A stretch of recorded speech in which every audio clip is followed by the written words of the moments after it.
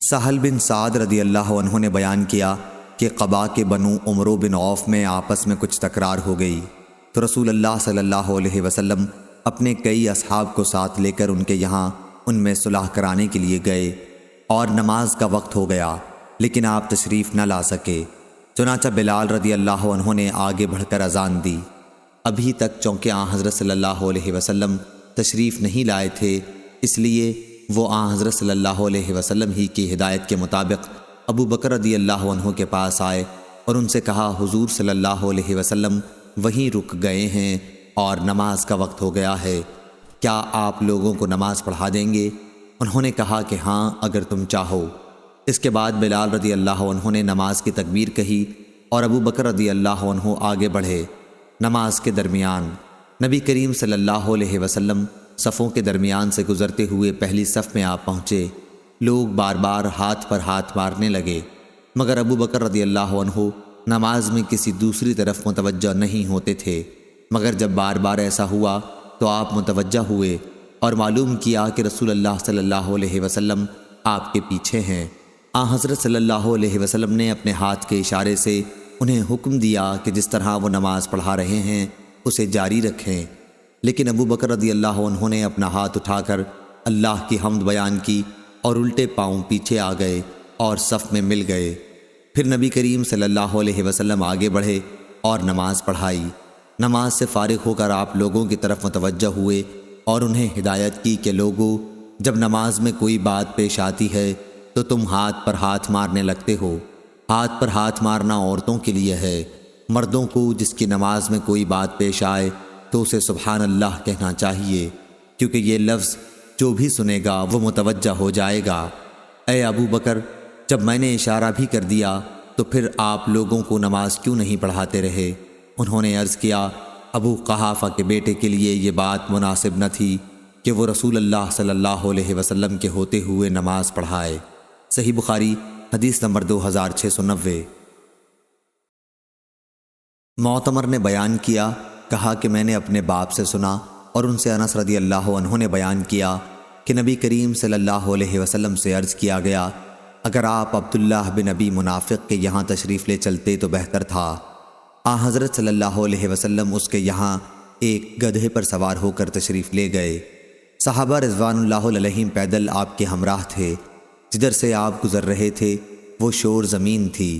جب نبی کریم صلی اللہ علیہ وسلم اس کے یہاں پہنچے تو وہ کہنے لگا ذرا آپ دور ہی رہیے، آپ کے گدھے کی بو نے میرا دماغ پریشان کر دیا ہے۔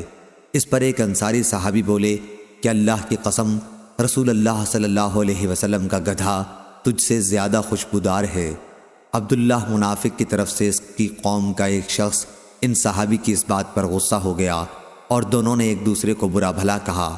پھر دونوں طرف سے دونوں کے حمایتی مشتعل ہو گئے اور ہاتھا پائی، چھڑی اور جوتے تک نوبت پہنچ گئی۔ ہمیں معلوم ہوا ہے کہ یہ آیت اسی موقع پر نازل ہوئی تھی، اگر مسلمانوں کے دو گروہ آپس میں لڑ پڑیں تو ان میں صلح کرا دو۔ صحیح بخاری حدیث نمبر 2691۔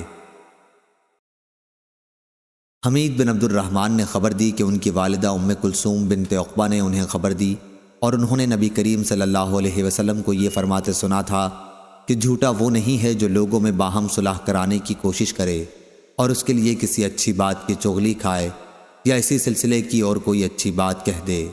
صحیح بخاری حدیث نمبر 2692۔ ابو حازم نے بیان کیا اور ان سے سہل بن سعد رضی اللہ عنہ نے بیان کیا کہ قبا کے لوگوں نے آپس میں جھگڑا کیا اور نوبت یہاں تک پہنچی کہ ایک نے دوسرے پر پتھر پھینکے۔ حضرت صلی اللہ علیہ وسلم کو جب اس کی اطلاع دی گئی تو آپ نے فرمایا چلو ہم ان میں صلح کرائیں گے۔ صحیح بخاری حدیث نمبر 2693۔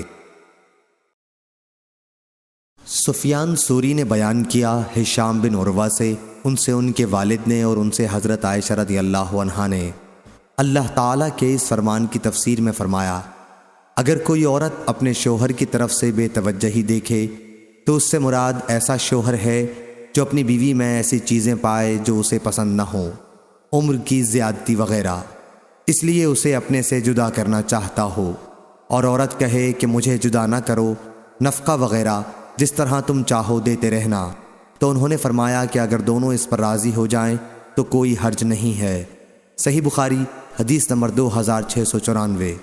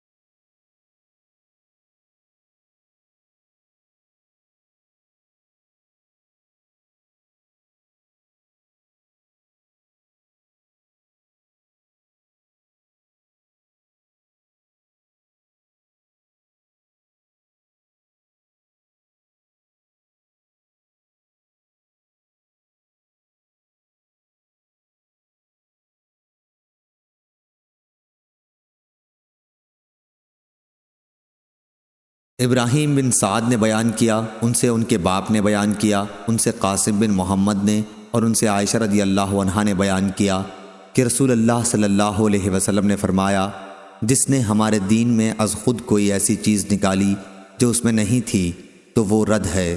اس کی روایت عبداللہ بن جعفر مخرمی اور عبد الواحد بن نبی اون نے سعد بن ابراہیم سے کی ہے۔ صحیح بخاری حدیث نمبر 2697۔ ابو اسحاق نے بیان کیا، انہوں نے برا بن عازب رضی اللہ عنہ سے سنا، آپ نے بیان کیا کہ جب رسول اللہ صلی اللہ علیہ وسلم نے حدیبیہ کی صلح قریش سے کی تو اس کی دستاویز حضرت علی رضی اللہ عنہ نے لکھی تھی۔ انہوں نے اس میں لکھا، محمد اللہ کے رسول صلی اللہ علیہ وسلم کی طرف سے۔ مشرکین نے اس پر اعتراض کیا کہ لفظ محمد کے ساتھ رسول اللہ نہ لکھو، اگر آپ رسول ہوتے تو ہم آپ سے لڑتے ہی کیوں؟ حضرت صلی اللہ علیہ وسلم نے حضرت علی رضی اللہ عنہ سے فرمایا کہ رسول اللہ کا لفظ مٹا دو۔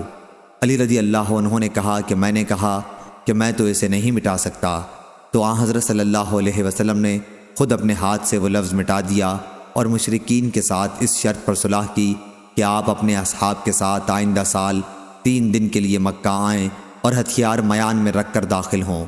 شاگردوں نے پوچھا کہ جلبان الصلاح جس کا یہاں ذکر ہے کیا چیز ہوتی ہے؟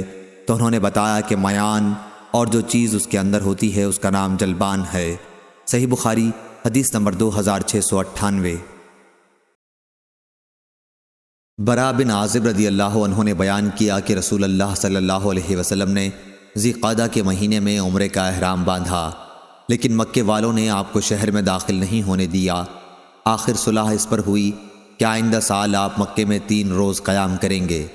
جب صلح نامہ لکھا جانے لگا تو اس میں لکھا گیا کہ یہ وہ صلح نامہ ہے جو محمد رسول اللہ صلی اللہ علیہ وسلم نے کیا ہے، لیکن مشرکین نے کہا کہ ہم تو اسے نہیں مانتے، اگر ہمیں علم ہو جائے کہ آپ اللہ کے رسول ہیں تو ہم آپ کو نہ روکیں، بس آپ صرف محمد بن عبداللہ ہیں۔ حضرت صلی اللہ علیہ وسلم نے فرمایا کہ میں رسول اللہ بھی ہوں اور محمد بن عبداللہ بھی ہوں۔ اس کے بعد آپ نے علی رضی اللہ عنہ سے فرمایا کہ رسول اللہ صلی اللہ علیہ وسلم کا لفظ مٹا دو۔ انہوں نے عرض کیا، نہیں، خدا کی قسم میں تو یہ لفظ کبھی نہ مٹاؤں گا۔ آخر آپ نے خود دستاویز لی اور لکھا کہ یہ اس کی دستاویز ہے کہ محمد بن عبداللہ نے اس شرط پر صلح کی ہے کہ مکے میں وہ ہتھیار میان میں رکھے بغیر داخل نہ ہوں گے۔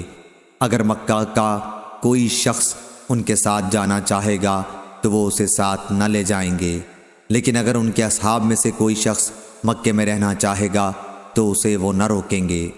جب آئندہ سال آپ مکے میں تشریف لے گئے اور مکے میں قیام کی مدت پوری ہو گئی تو قریش علی رضی اللہ عنہ کے پاس آئے اور کہا کہ اپنے صاحب سے کہیے کہ مدت پوری ہو گئی ہے اور اب وہ ہمارے یہاں سے چلے جائیں۔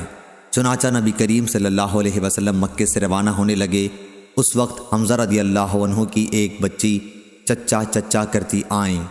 علی رضی اللہ عنہ نے انہیں اپنے ساتھ لے لیا، پھر فاطمہ رضی اللہ عنہا کے پاس ہاتھ پکڑ کر لائے اور فرمایا اپنی چچازاد بہن کو بھی ساتھ لے لو۔ انہوں نے اس کو اپنے ساتھ سوار کر لیا۔ پھر علی، زید اور جعفر رضی اللہ عنہ کا جھگڑا ہوا۔ علی رضی اللہ عنہ نے فرمایا کہ اس کا میں زیادہ مستحق ہوں، یہ میرے چچا کی بچی ہے۔ جعفر رضی اللہ عنہ نے فرمایا کہ یہ میرے بھی چچا کی بچی ہے اور اس کی خالہ میرے نکاح میں بھی ہیں۔ زید رضی اللہ عنہ نے فرمایا کہ میرے بھائی کی بچی ہے۔ نبی کریم صلی اللہ علیہ وسلم نے بچی کی خالہ کے حق میں فیصلہ کیا اور فرمایا کہ خالہ ماں کی جگہ ہوتی ہے۔ پھر علی رضی اللہ عنہ سے فرمایا کہ تم مجھ سے ہو اور میں تم سے ہوں۔ جعفر رضی اللہ عنہ سے فرمایا کہ تم صورت اور عادات و اخلاق سب میں مجھ سے مشابہ ہو۔